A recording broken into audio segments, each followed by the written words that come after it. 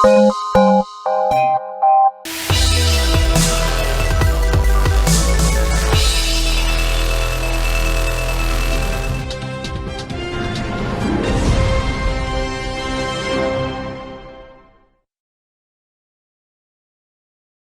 stigmatisation des personnes atteintes de l'albinisme et leur intégration sociale est un réel problème. En dépit des différents textes juridiques, la réalité est souvent tout autre. Et pour l'association Famille d'Action Multiforme Communauté nationale de personnes atteintes d'albinisme, en sigle AFAM, la sensibilisation de cette couche sociale qui en est souvent victime peut permettre de lutter contre ce qui est observé au quotidien. À cause des considérations liées à l'ignorance, ces personnes atteintes d'albinisme sont confrontées à la ségrégation, à la stigmatisation et à la discrimination. Il nous faut nous demander ce que deviendront les personnes atteintes d'albinisme demain, sur tous les plans, ceux de la santé, de l'éducation et du social, et ceux de façon quantitative et qualitative. Si l'albinisme est non transmissible, les maladies liées à cette condition génétique obéissent néanmoins à un suivi. Et parmi elles, l'albinisme oculaire. Un enfant qui naît, qui est albinos, avant l'âge de 5 ans, doit avoir un examen ophtalmologique. Parce que l'albinos ne voit pas bien depuis le ventre de sa mère. Parce qu'il lui manque des couches. Ça entraîne une diminution de sa vision qu'on appelle la baisse d'acuité visuelle. Alors que l'humanité célèbre la 8e édition de l'albinisme, la lutte contre les discriminations à l'égard de cette couche reste un vrai défi, surtout avec certaines pratiques rituelles observées dans certains pays.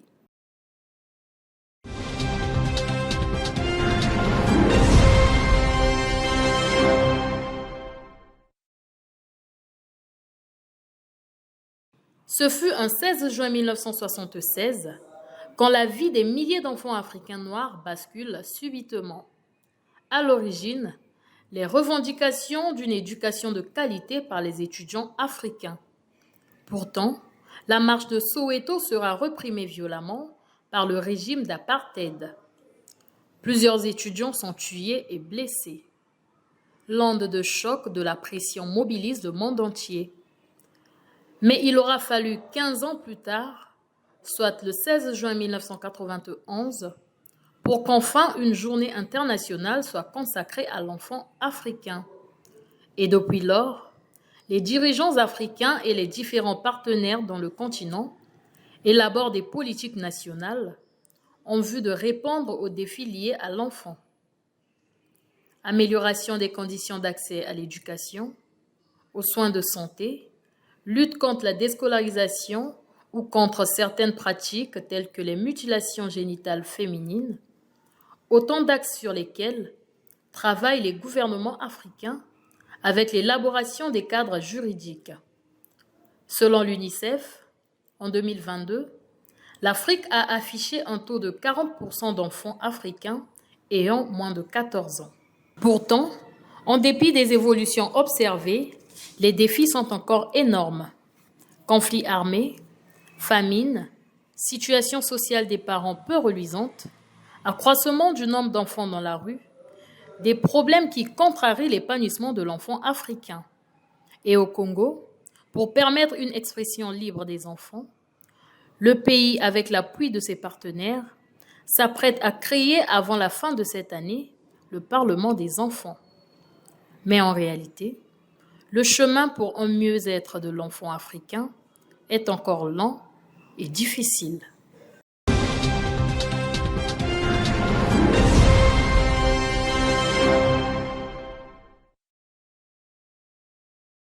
En séjour à Pokola, la directrice de l'alimentation scolaire et sa suite ont rencontré le maire de cette localité avec qui ils ont échangé sur leurs motifs de travail, lesquels portent sur la distribution des vivres aux élèves des établissements scolaires, des centres de rescolarisation, des écoles Aura, qui reçoivent les élèves des familles démunies et des autochtones.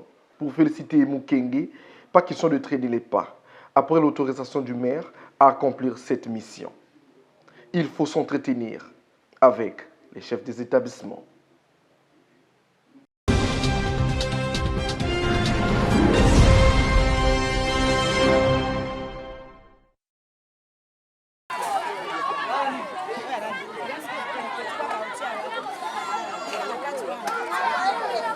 des sardines, du riz et de l'huile.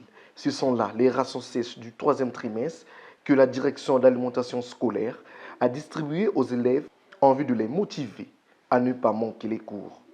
C'est à Pokola 3 que la directrice de cette institution a accompli cet acte. Nous sommes ici à Pokola, dans le département de la Sangha. Nous sommes venus ici dans le cadre d'une activité liée au partage des repas secs aux élèves des écoles à cantine scolaire. Effectivement, depuis notre arrivée à la tête de la direction de l'alimentation scolaire, nous avons mené une diversité d'activités, mais celle-ci est notre première de genre. Après les établissements scolaires de la localité de Pokola, la délégation se rendra à Ouesso pour d'autres distributions.